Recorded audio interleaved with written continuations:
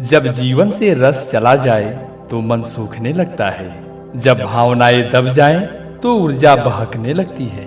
स्वाधिष्ठान चक्र हमारे भाव, रचनात्मकता और जीवन के आनंद का केंद्र है।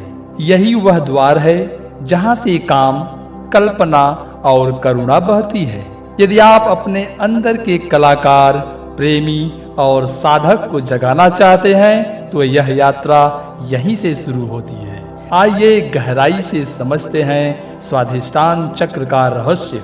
चैनल पर यदि आप नए हैं तो चैनल को सब्सक्राइब करें। दूसरा चक्र हमारा है स्वाधिष्ठान चक्र। स्वाधिष्ठान का मतलब स्व मीन्स स्वयं। अधिष्ठान का मतलब होता है स्थापित होना। तात्पर्य यह है कि मनुष्य के सभी संस्कार इसी चक्र में स्थित रहते हैं। मस्तिष्क में इनका प्रतिरूप अवचेतन मन है। स्वाधिष्ठान चक्र त्रिकास्ति के निचले हिस्से में मूलाधार से 2 अंगुल ऊपर अवस्थित रहती है। इसमें 6 पंखुड़ियों वाला कमल होता है। इस चक्र में 6 नाड़ियां आपस में मिलकर 6 पंखुड़ियों वाले कमल के फूल की रचना करती है, जो दल का द्योतक है। फूल के भीतर अलग अलग आकार के 2 वृत्तों से बना सफेद अर्ध चंद्र स्थित होता है। इसका आकार गोल और रंग नारंगी होता है। अर्धचंद्र इसका यंत्र है। इस चक्र में ध्वनियां बम, भम, मम, यम, रम, लम आती रहती है। स्वाधिष्ठान चक्र अवचेतना और भावना से संबंधित है। यह मूलाधार चक्र से संपर्क रखता है।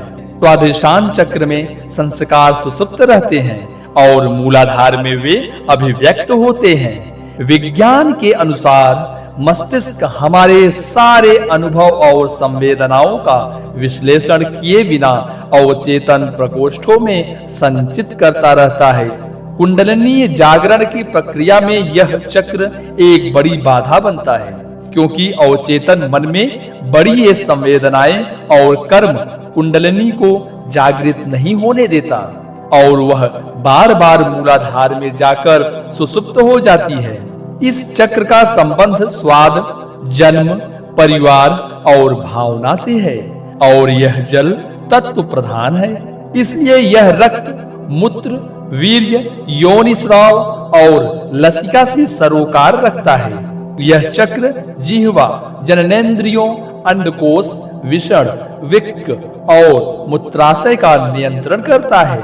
इस चक्र से ही प्रजनन क्रिया संपन्न होती है तथा इसका संबंध सीधे चंद्रमा से है। इसी चक्र के कारण मन की भावनाएं प्रभावित होती हैं। स्त्रियों में मासिक धर्म चंद्रमा से संबंधित है और इनका नियंत्रण स्वाधिष्ठान चक्र से होता है। इसी के द्वारा मनुष्य के आंतरिक और बाहरी संसार में समानता स्थापित करने का कौशिक करता है तथा व्यक्तित्व का विकास होता है। इस चक्र का ध्यान करने से मन शांत, निर्मल व शुद्ध होने लगता है।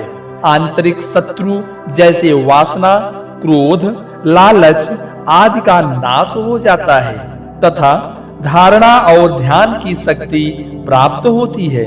इसके देवता श्री ब्रह्मा और सरस्वती हैं। इनका बीज मंत्र है वम।